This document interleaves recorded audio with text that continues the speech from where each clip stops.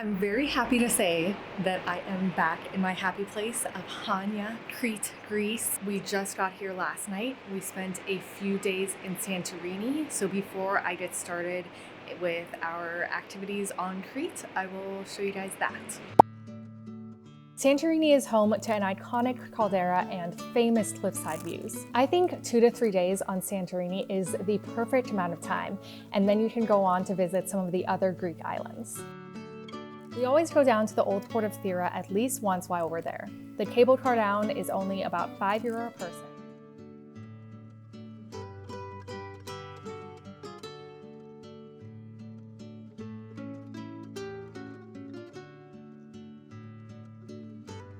And then we walk back up. It's about 600 steps back up. Some people take the donkeys up and down, but we did that once back when I was 16, and our donkeys just seemed so tired and overworked. So I personally don't feel right about doing it again. But they sure are cuties.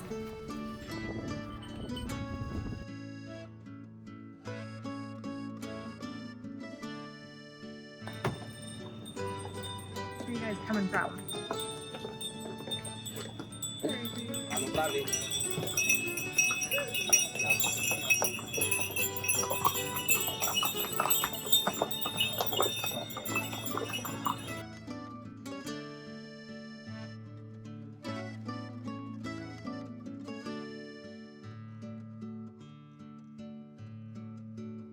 This was the first time we've been on Santorini that we've gone to Oia, the other iconic town on Santorini other than Thira. And the views definitely lived up to the hype.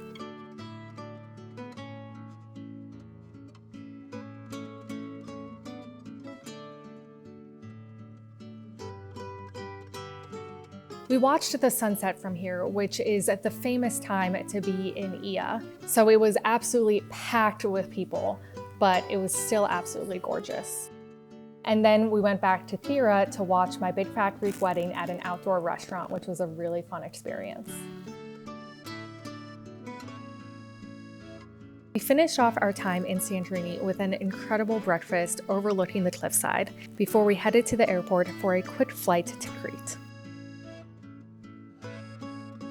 I always love having a couple of days in Santorini, but on Crete there's just so much more to do here, and I just absolutely love it on this island. I've actually already done a vlog here, so you guys can check that one out from 2 years ago. I will link it up here. We're gonna be doing some new stuff this time around though. We're here with my mom's friend Jennifer, and she had some stuff that we haven't done on this island yet, even though this is our 6th time here.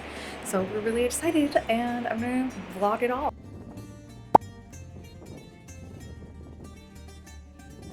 One of my favorite experiences of this trip was visiting this handmade phyllo dough workshop in Rethymno.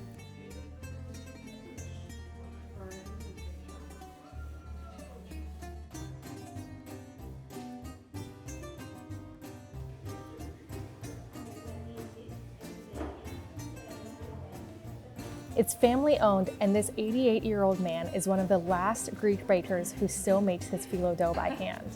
Phyllo dough is this super thin dough that's used to make a lot of Greek pastries. You can see that he takes a relatively normal sized piece of dough and then stretches it across this huge table.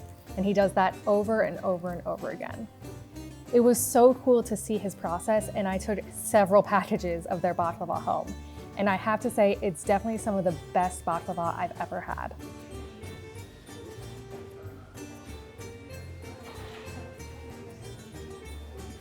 I'll definitely be going back there on my next trip, and I highly encourage you guys to search this place out if you're ever in Rethymno and just load up on their baklava, because they definitely deserve your business.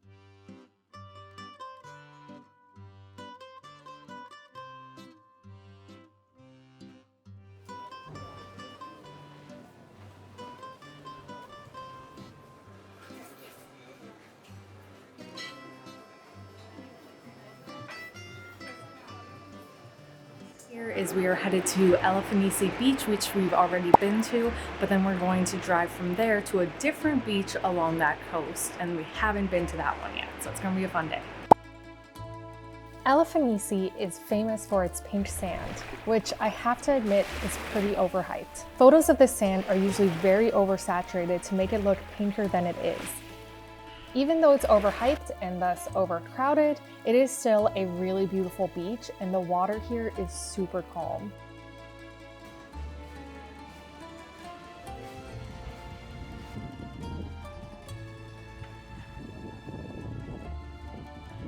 In Paleochora, we grabbed some cappuccino freddos and Greek food before hitting the beach.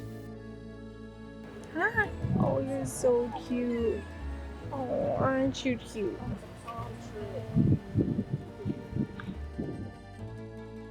Paleochora is another very well-known beach, but it's mostly only well-known to locals, so it's way less crowded.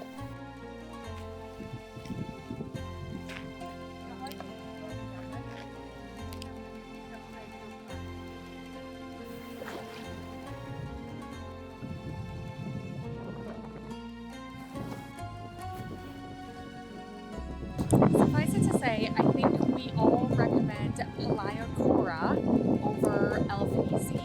It's way less famous, so it's way less trafficked, and there's also a super cute town to go along with it, unlike Elafonisi, which just have Elafonisi.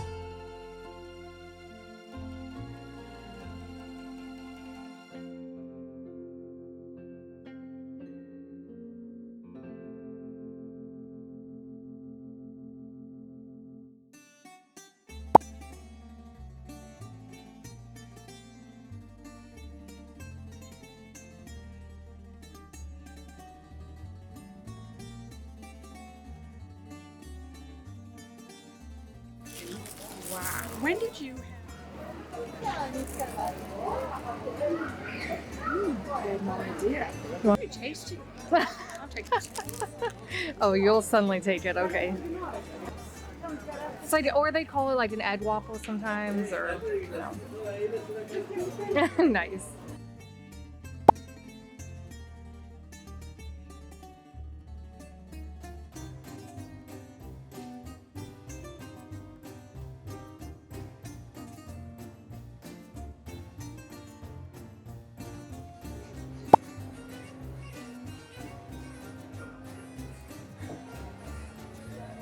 How long have you been doing this?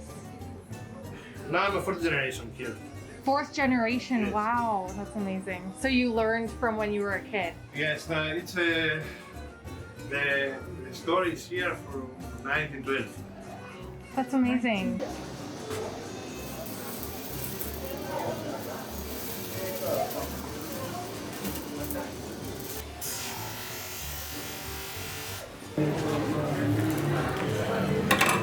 Oh my gosh, that is awesome. Very nice. Oh my God, they're It's like laying in the road. Oh my God. Hi guys.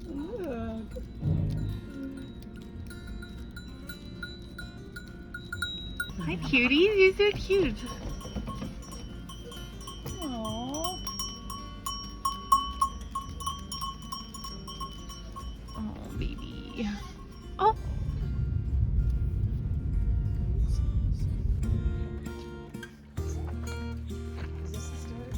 Yes.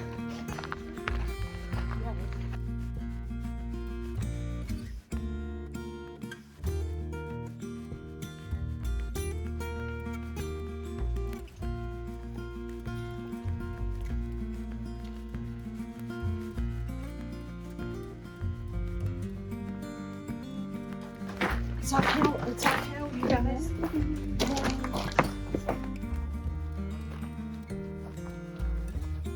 Woohoo. We're hiking the Samaria Gorge this morning.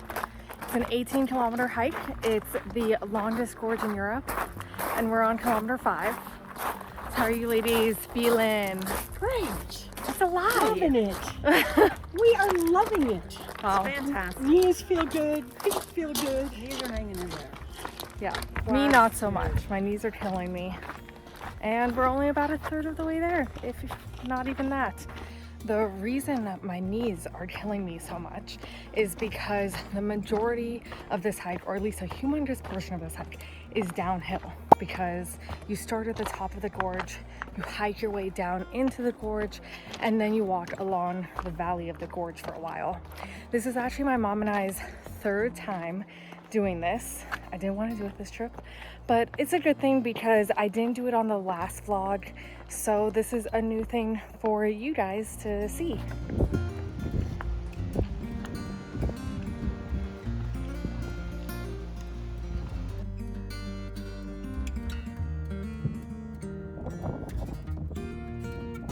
There used to actually be a settlement of people here, but when they made this into a national park, they actually moved everybody out of it. So that's why there are these like leftover settlements here.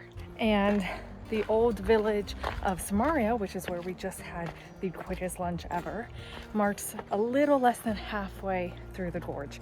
So we're really hoping our pace picks up for the next half because we don't want to miss our ferry. I mentioned not missing our ferry because the logistics of hiking the gorge are very difficult and inconvenient.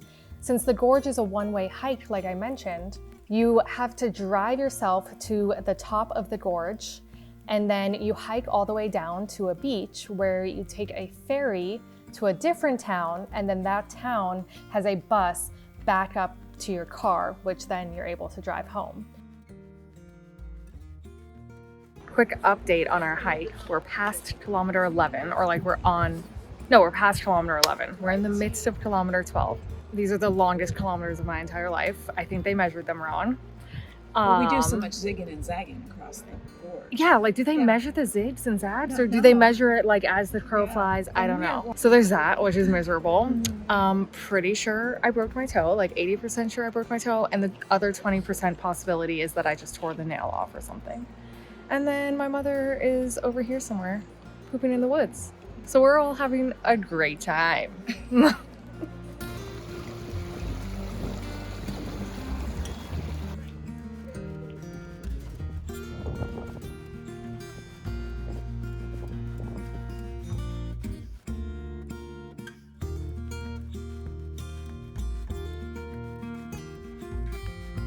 Thank the good Lord, baby Jesus. We are done. Get me the fuck out of here. There are many unfortunate things about the Samaria Gorge. Number one is it's super rocky. Number two is it's a one-way hike. So once you're in it, you have no alternatives. You have to finish it. But the reason that so many people do it, not just for the beauty of the gorge, is because it spits you out on this super remote black sand beach that is only accessible via this hike or via boat. So that's where we're headed now.